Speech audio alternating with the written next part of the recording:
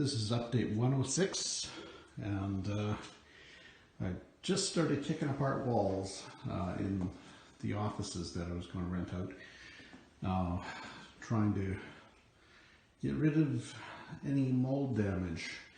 And this wall, turned out there was a lot more mold than I expected.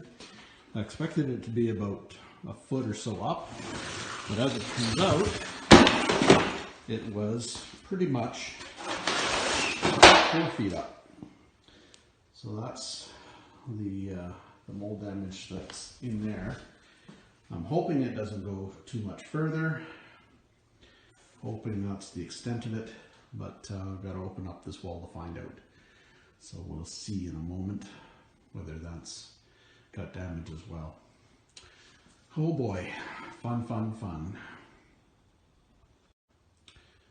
So took off about 3 to 4 feet, as you see there, and took it off all the way to that corner, and this was the last piece that came off. It still had a little bit of mold up the edge, just beside the door, and a little bit on the bottom edge. And there was a few spots kind of 2-3 feet up, so it had to come off. Not the neatest of jobs, but still better than having to pay somebody to do the demolition. I've got to do a bit of cleanup and probably take off another 2 to 3 feet on that brown wall and this beige wall as well. I suspect the mold probably crawled up a little bit on those walls. So in between the drywall and the buffalo board that's covering the that's underneath the drywall. So the latest update is I pulled a muscle in my back, and yeah, so if you see me in the next week making strange faces and wincing and just ouch, yeah, it's painful. Yeah, I can be sitting and doing nothing and it will react. And then other times doing stuff, it doesn't hurt at all. So, yeah, kind of weird. Anyway, yeah, so hopefully what I'm planning to do is more sitting and maybe do some videos. We'll see. But I'd like to know what kind of videos you want to see. So maybe comment below as to what stuff you'd like to see or hear, whether it be stories or hints, tips, whatever. More scrapping videos, I don't know. What do you want to see? So yeah, keep commenting or try to comment. That does help the algorithm pick up the videos and get them out there in front of people's eyes. Can't seem to quite figure that all out and get them out there. Yeah, I've seen channels with far poorer production values than mine, even with thousands of hits and hundreds of thousands of hits. Whether they're just that bad that they're great, I don't know. I'm just bad, I guess. I don't know. Anyway, yeah, if there's anything that you want to see, let me know. Ouch. So another shout out to Snobby Scrap Picker, who did mention on his live to sub to the channel to try to get me over 100. Nothing happened, unfortunately. But yeah, we're at 97. So subscribe, people. Subscribe. If you're not subscribed already, and especially if you're a regular viewer, subscribe. So anyway, yeah,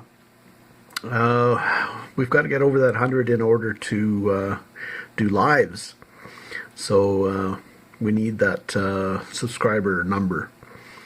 And once we do lives, we can do a pick a round table, and I've got 2 other pickers lined up that are game to do a BS session, I guess you could say.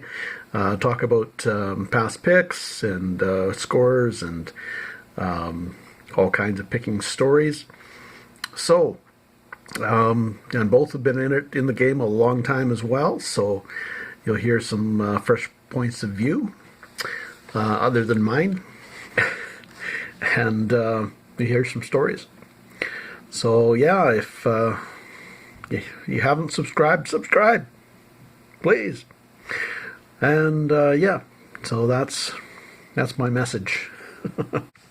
So I thought I would also just kind of describe what the channel is about for those who are new to the channel and haven't watched some of the early videos.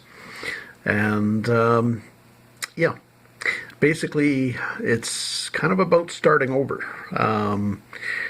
The situation I ended up in as a result of divorce and having to sell the property I had owned basically resulted in a situation where I could have ended up homeless. And the saving grace was being able to purchase a building locally for a sum of about $20,000, which I could operate both my business and build a residence in. So that's kind of where the situation led. Couldn't get a mortgage, and that was due to an event about 3-4 years ago caused by an insurance company who pulled an illegal action. And a week before the house was going into foreclosure, I basically called the insurance company on their illegal action. Their legal department basically said, yeah, that's correct. What they did was incorrect, was not legal, and they reversed their decision and ended up giving me insurance, which they'd pulled before. And the pulling of the insurance actually resulted in the mortgage going into default, the bank basically starting foreclosure procedures.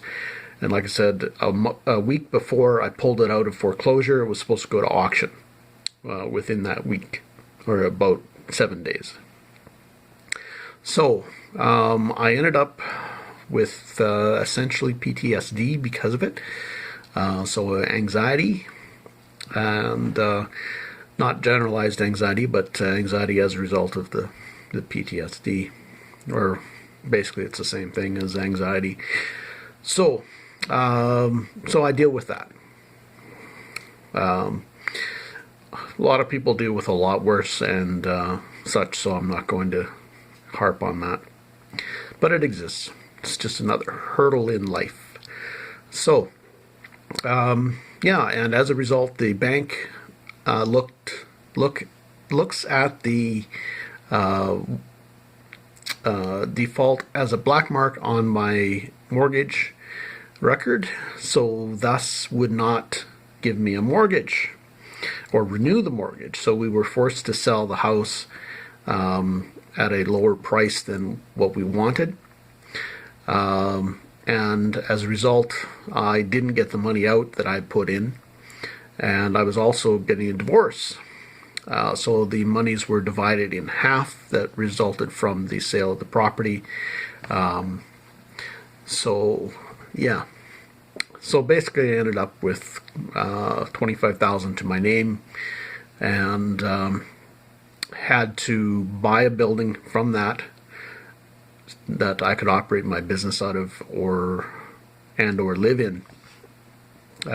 So fortunately, there was this commercial property nearby that I was able to do that.